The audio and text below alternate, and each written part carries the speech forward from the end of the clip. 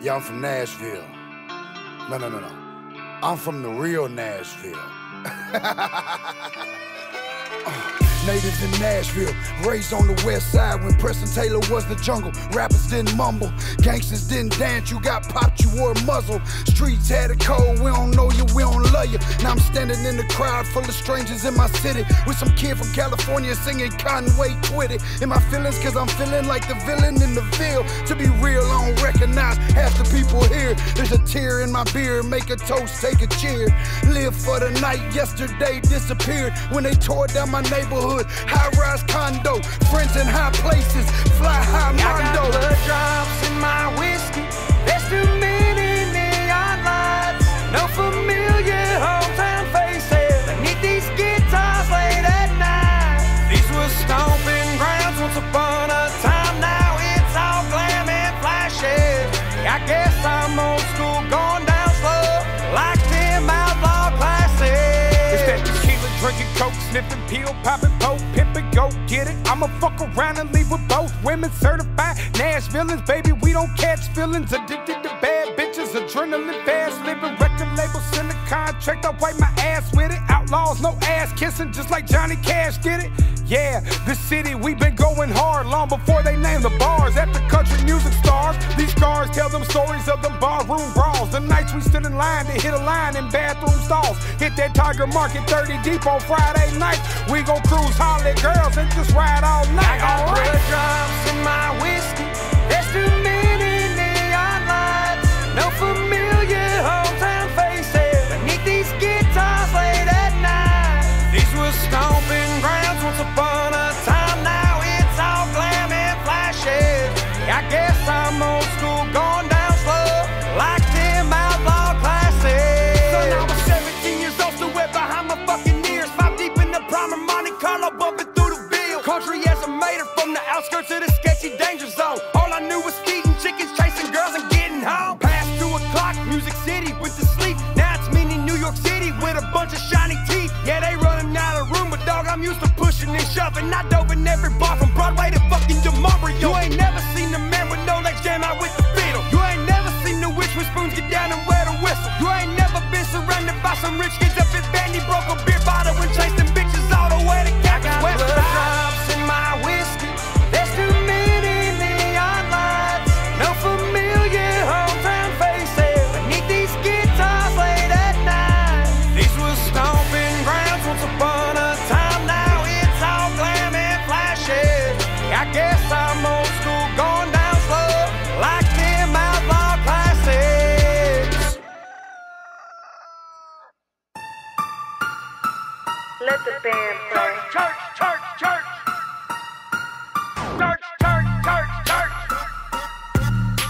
I am the redneck bitch. Ha! Hillbilly. Hey! Hillbilly. Yeah!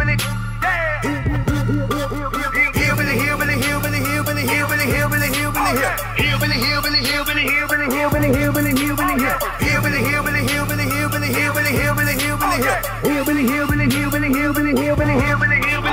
Came from the bottom like well water, bitch, 6-string, quick picking, what's good, motherfucker? Ribbon flag, bandana, chromed out, Harley Davidson, damn motherfucker. I stay all up in the limelight, higher than a damn kite. Might be sipping whiskey, trying to story of a bar fight. On MTV with a torchlight, smoking up a blunt while I'm playing with some terrorite bitch. I'm the barefoot rapper, everybody keeping distance from. You hear my name, you know I don't play what the fuck I'm about, where I came from. I know a lot of rednecks, know a lot of real thugs, know a lot of hillbillies, toting scraped off guns, know a lot of motherfuckers in the hunters where I'm from. With a huge pig farm, no fingers, no thumb. Hillbilly.